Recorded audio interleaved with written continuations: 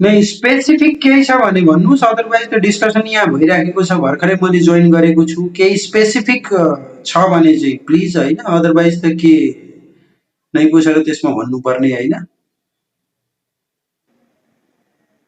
Okay, Vishnu सरलाई नि question राखिदिएँ मैले। त्यो क्वेसन चाहिँ अलिकति रिस्क अथवा आगोस् के भन्ने, म्युचुअल फन्डहरूले चाहिँ हाम्रो भागको सेयर पनि खाइदियो अनि त्यसपछि सेलिङ प्रेसर पनि दिन्छ, मार्केट घटाइदिन्छ भन्छ सर। यो कि म्युचुअल फन्डले आफ्नो चाहिँ प्राइमेरी अब्जेक्टिभ्सबाट टाढै गएको हो त विष्णु सर?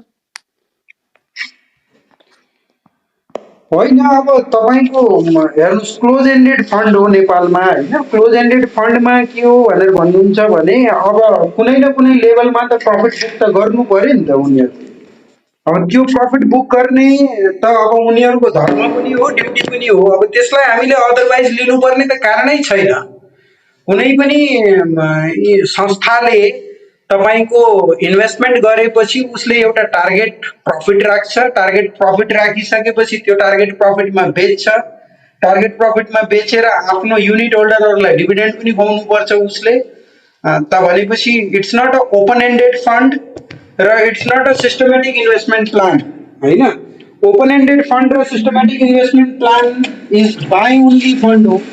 तपाईँको मार्केटमा चाहिँ त्यो पैसा डिप्लोय हुने हो। म्युचुअल फन्डले मैले डिप्लोय गर्दिनँ भन्न पाउँदैन। त्यो क्लोज एन्डेड फन्डमा त फन्ड म्यानेजरको डिस्क्रिप्सन हो। अब फन्ड म्यानेजरलाई पर्फर्मेन्सको एउटा चाहिँ प्रेसर हुन्छ। अब उसले कुन बेला प्रफिट बुक गर्ने, कुन बेला चाहिँ किन्ने भन्ने कुरा कम्प्लिटली उसको डिस्क्रिप्सनमा डिपेन्ड गर्ने हो। अब त्यो आफ्नो डिस्क्रिप्सनरी पावर युज गर्दाखेरि whether the fund manager is able to perform well or not भन्ने कुरा, कतिको राम्रो फन्ड म्यानेजर हो त्यो चाहिँ उसको पर्फर्मेन्समा डिपेन्ड गर्ने कुरा हो।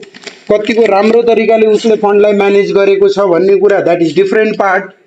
तर उसको डिस्क्रिप्सनमा हुन्छ। उसले त बजारमा किन्ने बेच्ने, कहिले बेच्ने भन्ने कुरा त उसले गर्न पाउनु पर्यो। त्यसमा विरोध गर्नुपर्ने त कुनै मैले कारण देख्दिनँ।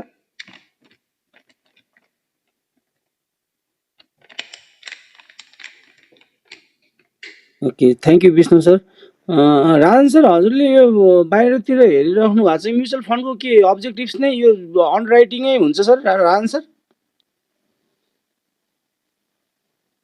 खै सर, खासै मैले त्यस्तो कोलोजी अब ठुलो हुन्छ है त्यहाँ, अब धेरै छ तपाईँको, अब एउटा होइन कयौँ छ त्यहाँ। अब तपाईँको चाहिँ तपाईँको सेक्टर वाइज म्युचुअल फन्डमा जाने कि कम्बिनेसन जोडेर अब धेरै कम्पनीहरू चाहिँ मिक्स भएको उसमा जाने छ होइन। अब 2-4वटा चाहिँ एकदम टप छन्। अब हामीलाई त अब त्यसमा चाहिँ मानिसले सेफ ल्यान्डिङको लागि चाहिँ त्यसमा जाने हो, टाइम नहुनुलाई। अब मैले चाहिँ खासै कहिले पनि गर्दिनँ, किनभने अब इन्डिभिजुअल जसलाई चाहिँ स्टक थाहा छ भने त्यो म्युचुअल फन्डमा जानुपर्ने केही देखिँदैन। उहाँ चाहिँ लाइभ ट्रेड हुन्छ होइन, सबै यो जस्तै हो, हामी जुन स्टकको गरे जस्तै हुन्छ होइन। तर त्यसमा चाहिँ क्लियरली देख्न पाउँछौँ क्या हामीले कति पर्सेन्ट त्यसको प्रफिट आइरहेको छ, कति पर्सेन्ट हाम्रो यहाँ पनि देखिन्छ, देखिन त होइन। कुन स्टकमा उसले कति पर्सेन्ट लगाएको छ त्यो डेली बेसिस देख्न मिल्छ होइन, कति भोल्युम गयो त्यो। तर मैले 1-2वटा चाहिँ गरेको छु, तर मलाई त्यस्तो हुन्छ हुँदैन त्यो चाहिँ मलाई थाहा भएन। मैले कहिले पनि त्यो उसमा हेरिनँ मैले होइन, त्यो त्यसरी मैले कहिले पनि हेर्दिनँ। मलाई चाहिँ के भने कुनै म्युचुअल फन्डमा चाहिँ आफूलाई हुन्छ नि कहिलेकाहीँ 1 महिनासम्म आफूसँग टाइम हुँदैन स्टकमा हेर्ने। अब युएसमा त तपाईँको स्टकहरू त अपसाइड डाउन भइरहन्छ नि स्टकहरू होइन, अनलेस तपाईँले चाहिँ 2-4वटा एप्पल अब यो होइन एमाजोनहरू यिनीहरू लियो भने मात्रै हो, नत्र भने अरू स्टक त एकदमै भोलाटाइल हुन्छ। अनि आफूसँग टाइम हुँदैन भने चाहिँ त्यो 1 महिनासम्म कहीँ बिजी हुनु गएँ भने चाहिँ अनि म त्यस्तो म्युचुअलमा त्यस्तो इटिएफ्समा राखिदिएर जान्छु क्या होइन। तर मैले त्यसको डिभिडेन्ड लिएँ अनि तर म बेचिहाल्छु क्या, किनभने त्यति बेलासम्म चाहिँ के हुन्छ भने तपाईँको धेरै माथि धेरै तल जाँदैन नि त। स्टकमा त तपाईँको एक दिन 20-30% पनि तलमाथि हुनसक्छ होइन। अनि त्यो स्टक लिँदाखेरि चाहिँ तपाईँले हरेक कुरा हेर्नु पऱ्यो। यसको चाहिँ अब त्यसको चाहिँ अब भोलि त्यसको चाहिँ कहिले त्यसको चाहिँ क्वार्टरली रिपोर्ट आउने छ, त्योसँग अब कम्पिटिटर अर्को कहिले आउँदैछ, त्यो सबै कुराहरू ब्यालेन्स गरेर एकदम फलो गर्नुपर्ने हुन्छ। अब त्यसमा भयो भने त परेन, किन त्यसले फलो गरे हुन्छ होइन। त्यही भएर म चाहिँ त्यसमा राख्छु। खासै मैले अरू डिटेलमा त हेरेको छैन, तर म सर्ट टाइम राख्छु जहिले नि त्यो कुराहरू। त्यही भएर मलाई खासै अब त्यो थाहा नभएको कुरा चाहिँ फेरि अन्य के बोल्नु जस्तो लाग्छ है मुकुन्द सर। यति नै भने अब धेरै छ स्टकहरू यहाँ चाहिँ होइन, म्याक्सिमम् छ क्या। तपाईँको चाहिँ तपाईँ एउटा मेडिकल सेक्टरको मात्रै लिन्छु भने नि जानु, हेल्थ केयर सम्बन्धी मात्रै भएको पनि म्युचुअल फन्ड छ। अब म्युचुअल फन्डसँग टेक्नोलोजी, हेल्थ केयर होइन, इनर्जी सबै जोडेर भएको पनि छ क्या। अब कसमा लगाउने के गर्ने भनेर। तर कहिलेकाहीँ चाहिँ के हुन्छ भने म चाहिँ कहिलेकाहीँ अब जस्तो भनौँ न, अस्ति तपाईँको चाहिँ यो स्टकहरू चाहिँ अइलको प्राइसहरू एकदम माथि गयो, जो 100बाट जब वार स्टार्ट भयो होइन, त्यो बेलामा चाहिँ मैले इटिएफ्समा लगाएको थिएँ इनर्जीमा, किनभने त्यो एकदम सेफ हुन्छ, किनभने त्यो बेला त्यो बढ्छ भन्ने थाहा हुन्छ होइन। अब एकचोटि कोरोनाको टाइममा चाहिँ तपाईँले चाहिँ हेल्थ केयर सम्बन्धीमा लाउँदा फाइदा हुन्छ, किनभने त्यो अपर्च्युनिटी हो होइन। अब अहिले अब यो टाइममा चाहिँ अब अलिकति कन्फ्युजन हुन्छ। अब तर फेरि अब युएसको मार्केट अलिकति स्लाइटली रियल इस्टेटलाई उ भएको छ। अब भोलि 2-4 महिनापछि फेरि फर्किन लाग्यो भने रियल इस्टेटको सम्बन्धीमा लगाउँदा चाहिँ फाइदा हुन्छ होइन। फरक छ। अब हामी कहाँ त्यो अपर्च्युनिटी अलिक कम छ होइन, भोलि पर्सि त्यो नि आउला हामी कहाँ नि होइन। यही नै हो सर। मैले खासै त्यस्तो अरू तपाईँले भने सब्जेक्टमा चाहिँ मलाई खासै थाहा छैन। म त्यस्तो डिटेलमा चाहिँ जाँदिनँ क्या, त्यो कम्पनीको भित्र कसले के गर्यो कसो गर्यो भनेर होइन। म हरेक कुरा ट्रान्सप्यारेन्ट देखिन्छ होइन। अब भित्रभित्र त हुन्छ होला अलिअलि होइन, त्यो चाहिँ भन्न सकिँदैन सर। यही नै भने सर, थ्याङ्क यू। विष्णु सरलाई मेरो छोटो क्वेसन सर, यो विदेशतिर पनि यो म्युचुअल फन्डहरूलाई आरक्षण सुविधा दिइन्छ आइपिओमा जस्तै हाम्रो नेपालमा दिइन्छ, अनि नेपालमा यो म्युचुअल फन्डहरू मार्केट मेकर हुन् तर त्यो अनुसारले काम गरेनन्। बजार झरेको बेलामा यिनीहरूले किनेर बजार थमाउनु पर्छ, बजार धेरै बढेको बेलामा यिनीहरूले अलिकति रोक्नुपर्छ भन्ने जस्तो चाहना गर्छन् अरूले। यसो लेखहरूतिर पनि देखिन्छ कि विदेशमा पनि म्युचुअल फन्ड मार्केट मेकरकै रूपमा हेरिन्छ, उनीहरूले पनि आरक्षण पाउन सुविधा पाउँछन् सर आइपिओमा स्पेसली। अब यस्तो हो, सुन्नुभएको छ मलाई होइन? सुनिएछ।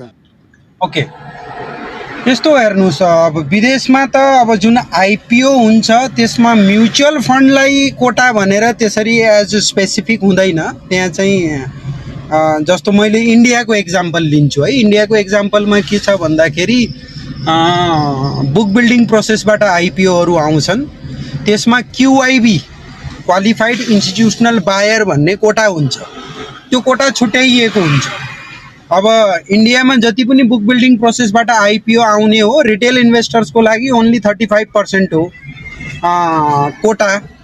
बाँकी चाहिँ तपाईँको क्युआइबी र एचएनआइजहरूलाई चाहिँ आरक्षित छ, सुरक्षण छ उनीहरूको लागि चाहिँ। उनीहरूले नै तपाईँको प्राइस डिटर्मिनेसन नै तपाईँको इन्स्टिट्युसनल बायर या हाई नेटवर्थ क्लाइन्टहरूले गर्ने कुरा हो। एचएनआई भनेको एचएनआई कुन क्याटेगोरीमा फल गर्छ भनेर जस्तो यहाँ नेपालमा चाहिँ एउटा कुरा आएको थियो, त नेपालमा छुट्याइएकै छैन, क्याटेगोरी नै छैन भन्ने जुन कुरा थियो, इन्डियामा चाहिँ क्याटेगराइज गरेको छ। 2 लाखसम्मको इन्भेस्टमेन्ट गर्ने मान्छेलाई रिटेल इन्भेस्टर्सको रूपमा क्याटेगराइज गरेको छ, त्यो पनि आइपिओमा है, तपाईँको सेकेन्डरी मार्केटमा होइन। आइपिओमा 2 लाखसम्मको आइपिओ एप्लाई गर्ने मान्छेलाई रिटेलको क्याटेगोरीमा राखेको छ। 2 लाखभन्दा मास्तिरको एप्लाई गर्ने मान्छेलाई एचएनआई क्याटेगोरिजमा राखेको छ, हाई नेटवर्थ इन्डिभिजुअल क्याटेगोरीमा राखेको छ भने अब संस्थागत लगानीकर्ता त क्वालिफाइड इन्स्टिट्युसनल बायर हुन्। अब त्यो क्वालिफाइड इन्स्टिट्युसनल बायर्सहरूले पार्टिसिपेट गर्ने हो, त्यसमा म्युचुअल फन्ड्सहरू पनि आउँछन्, पोर्टफोलियो म्यानेजर्सहरू आउँछन्, अरू संस्थाहरू आउँछन्। उनीहरूले चाहिँ बुक बिल्डिङ प्रोसेसबाट पार्टिसिपेट गरेर उनीहरूलाई चाहिँ क्वालिफाइड इन्स्टिट्युसनल बायरलाई कति पर्सेन्ट चाहिने भनेर पल्ले छुट्याइएको हुन्छ र त्यो हिसाबले काम गर्ने हो। र जहाँसम्म रह्यो कि तपाईको एज अ मार्केट मेकरको भूमिका म्युचुअल फन्डहरूले गर्ने हो भन्ने कुरामा एज सच तपाईले बजार किन्नै पर्छ भन्ने चाहिँ रेगुलेसन्स केही पनि हुँदैन र यति % डिप्लोय हुनै पर्छ भन्ने खालको रेगुलेसन्स हुँदैन। हुन्छ के भन्दाखेरि अब तपाईले मार्केटको नेचर सम्झिनु। यदि ओपन एन्डेड फन्ड हो भने ओपन एन्डेड फन्डमा त म्युचुअल फन्डको फन्ड म्यानेजरको डिस्क्रिप्सन हुँदैन, त्यहाँ कसको डिस्क्रिप्सन हुन्छ भन्दाखेरि युनिट होल्डरको हुन्छ। युनिट होल्डरले किन भनेको बेलामा किन्नै पर्यो, फन्ड म्यानेजरले युनिट होल्डरले बेच भनेको बेलामा बेच्नै पर्यो। त्यहाँ फन्ड म्यानेजरले कुनै डिस्क्रिसनरी पावर लगाउँदैन। फन्ड म्यानेजरले ओन्ली फन्ड बनाउँदाखेरि कुन फन्डमा भन्न खोजेको किन्ने र बेच्ने डिसिजन उसले गर्ने होइन कि पोर्टफोलियो के सेलेक्ट गर्ने भन्ने डिसिजन मात्रै गर्ने हो। यदि उसलाई लाग्छ मेरो पोर्टफोलियोमा फलानु स्टक्सले पर्फर्म गर्दैन र त्यसको सट्टामा अर्को कुनै स्टक्सले पर्फर्म गर्छ भनेर भन्छ भने त्यो एउटा स्टक्सलाई उसले निकालेर अर्को स्टक्समा लगानी गर्न सक्यो। तर किन्ने हो कि बेच्ने हो भन्ने डिसिजन चाहिँ फन्ड म्यानेजरले गर्दैन। ओन्ली पोर्टफोलियो बिल्ड गर्ने डिसिजन मात्रै गर्छ। मैले यो पोर्टफोलियो बनाउँदैछु भनेर त्यो डिसिजन मात्रै लिन्छ भने क्लोज एन्डेड फन्डमा फेरि टोटल डिस्क्रिसन फन्ड म्यानेजरको। कति बेला चाहिँ उसले पैसा डिप्लोय गर्ने, कति बेला क्यासमा बस्ने होइन, कति बेला बजारबाट एक्जिट हुने, कति बेला कति क्वान्टिटी प्रफिट बुक गर्ने भन्ने कुराहरू क्लोज एन्डेड फन्डमा चाहिँ टोटल्ली फन्ड म्यानेजरको डिस्क्रिसनमा फर पर्ने कुरा हो। किन भन्दा क्लोज एन्डेड फन्डमा उसलाई इन्भेस्टर्सलाई उसैको डिस्क्रिसनरी पावरमा बाई सेल गरेर रिटर्न दिन पर्ने एउटा प्रेसर हुन्छ भने अर्को इन्भेस्टमेन्ट प्लान जुन हुन्छ systematic investment plan. Systematic investment plan is the by only plan. भन्न खोजेको हरेक लगानीकर्ताले हरेक महिना कसैले 500 रुपियाँ, कसैले 1000 रुपियाँ, कसैले 5000, कसैले 10,000 रुपियाँ हरेक महिना पैसा चाहिँ लगाइराखेको हुन्छ बजारमा। जुन चाहिँ त्यो पैसा चाहिँ के हुन्छ भन्दाखेरि त्यो बाई ओन्ली फन्ड हो, बजारमा बाई गर्नको लागि नै पैसा लगाउने हो। त भनेपछि त्यो खालको फन्डहरू छ भने म्युचुअल फन्डले किन्ने मात्रै हो, बेच्ने कुरा त्यहाँ क्वेसनै आउँदैन। त्यही भएर फन्ड कस्तो खालको हो त्यसमा डिपेन्ड गर्ने कुरा हो। त ओपन एन्डेड फन्डमा डेफिनेटली म्युचुअल फन्ड मैले अघि नै भनिसकेँ, म्युचुअल फन्ड म्यानेजरको कुनै डिस्क्रिसन चल्दैन किन्ने बेच्ने कुरामा। युनिट होल्डरले किन भने किन्ने हो, बेच भने बेच्ने हो। त टोटल्ली युनिट होल्डरको डिस्क्रिसनमा भर पर्ने कुरा हो र त्यही खालको नेचर हुनुपर्छ। र इन्स्टिट्युसनल इन्भेस्टर्सलाई प्रमोट गर्नु, उनीहरूलाई कोटा छुट्याउनु जरुरी छ। किन जरुरी छ भन्नुहुन्छ भने क्यापिटल मार्केटमा अब जेनरली एउटा खालको डिबेट चाहिँ नेपालमा के हुने गर्दछ भन्दाखेरि गाउँ गाउँमा घर घरमा तपाईको क्यापिटल मार्केट पुर्याउनु पर्छ। हरेक मान्छेलाई चाहिँ क्यापिटल मार्केटमा आइपिओमा आरक्षण दिएर हुन्छ कि कोटा दिएर हुन्छ कि तिनीहरूलाई लगानी गर्न प्रोत्साहन गर्नुपर्छ भन्ने खालको जुन न्यारेटिभ नेपालमा सेट गरिएको छ, इट्स अ डेन्जरस न्यारेटिभ। यो न्यारेटिभ सेट गर्नु हुँदैन। किन हुँदैन भन्दाखेरि क्यापिटल मार्केटमा बुझेर जानेर यसमा रिस्क छ है भनेर जान्ने मान्छेलाई मात्रै इन्करेज गर्ने हो। यदि कसैले क्यापिटल मार्केट बुझेको छैन भने उसलाई चाहिँ डिस्करेज गर्ने हो क्यापिटल मार्केटमा। र हाम्रो यहाँ चाहिँ तपाईको हरेक रेगुलेटर्सदेखि लिएर हरेक मान्छेको चाहिँ कुरा के हुन्छ भन्दाखेरि म्याक्सिमम मान्छेलाई क्यापिटल मार्केटमा भित्र्याउने भन्ने हुन्छ हो। तपाईको अरू विदेशमा पनि क्यापिटल मार्केटमा लगानी गर्ने पार्टिसिपेन्ट्स धेरै हुन् भन्ने हरेक अथोरिटीले चाहिरहेको हुन्छ। तर चाहिँ त्यहाँ के गरेको हुन्छ भन्दाखेरि डाइरेक्ट पार्टिसिपेसन नभएर, जस्तो युएसकै केस गऱ्यौँ भने almost 90% people are expose to the capital market. तर डाइरेक्ट इन्भेस्टमेन्टको बाटोबाट एक्सपोज छन् त भनेर भन्नुहुन्छ भने छैन। उनीहरू चाहिँ इन्स्टिट्युसन्सको थ्रु एक्सपोज छन्। कसैले पेन्सन फन्डको पैसा चाहिँ स्टक मार्केटमा लागेको हुन्छ, उसले पेन्सन फन्डलाई पैसा दिने हो, पेन्सन फन्डले लगाइदिन्छ होइन। कसैले म्युचुअल फन्डको थ्रु पार्टिसिपेट गर्छ, कसैले हेज फन्डको थ्रु पार्टिसिपेट गर्छ, कसैले पोर्टफोलियो म्यानेजरको थ्रु पार्टिसिपेट गर्छ। तपाईको पिएफको पैसाहरू बजारमा लाग्छ, इन्सुरेन्सको पैसाहरू बजारमा लाग्छ। त भनेपछि इन्डाइरेक्ट पार्टिसिपेसन्सको रूपमा चाहिँ आइराखेको हुन्छ। नेपालको केसमा हामीले हेर्छौँ भने जुन डाइरेक्ट पार्टिसिपेसन गराइएको छ टोटल पपुलेसनको पर्सेन्टेजमा हेर्ने हो भने इट इज टु हाई। इन्डियामा पनि छैन यत्रो ठुलो पपुलेसन डाइरेक्ट पार्टिसिपेसन गर्ने टोटल पपुलेसनको पर्सेन्टेजमा हेर्ने हो भने।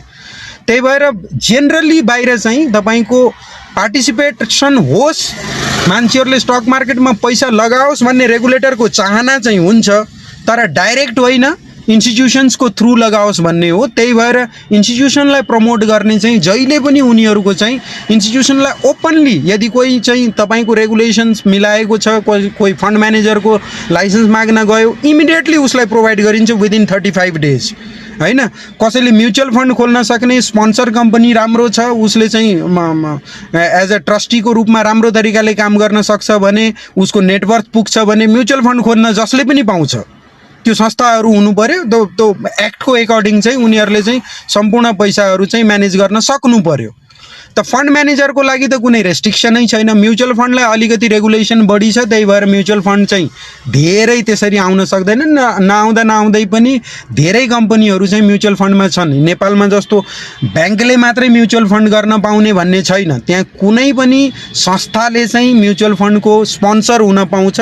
एज अ ट्रस्टी एक्ट अन्तर्गत आफूलाई चाहिँ रजिस्टर गरेर ऊ चाहिँ ट्रस्टी भएर चाहिँ म्युचुअल फन्डहरू स्पोन्सर गर्न पाउँछ। त्यहाँ नेपालमा मात्रै रेस्ट्रिक्सन्स हो कि ब्याङ्कहरूले मात्रै पाउने या ती संस्थाहरूले मात्रै पाउने भन्ने कुरा त्यस्तो चाहिँ छैन। त्यो भनेपछि डिफ्रेन्ट तरिकाको कुराहरू हो। जहाँसम्म मलाई संस्थागत लगानीकर्तालाई प्रोत्साहन गर्ने कुरा हो, आई अलवेज वेलकम।